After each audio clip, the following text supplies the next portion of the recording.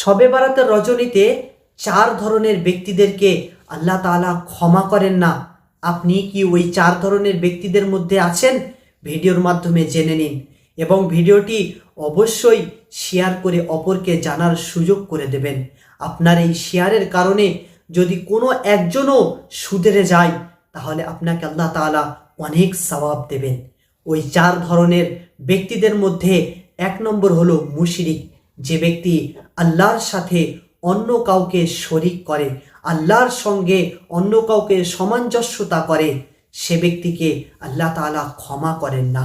Number 2 হলো মুসাহির, অর্থাৎ যে ব্যক্তির অন্তরে হিংসা রয়েছে, যে ব্যক্তি অন্যের ভালো দেখে নিজে জ্বলতে থাকে, যে ব্যক্তি অন্যকে ওপরে উঠতে দেখে তাকে নিজে নামানোর চেষ্টা করে, এমন ব্যক্তিদেরকে আল্লাহ তাআলা শবে বরাতের রজনীতে ক্ষমা করেন না।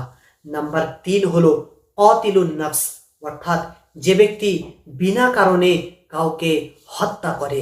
নাম্বার 4 হলো জানি, যে বিষয়টা আমাদের সমাজে সাধারণ হয়ে গেছে, জিনা করা, কানের জিনা, চোখের জিনা, কথা বলার জিনা, ভিন্ন ধরনের জিনা।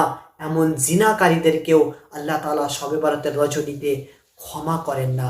নাউজুবিল্লাহ মিন যালিক।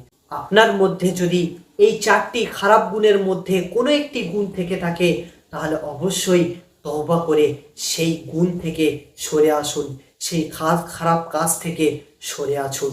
আল্লাহ তাআলা আমাদেরকে কবুল করে নিন। আসসালামু আলাইকুম।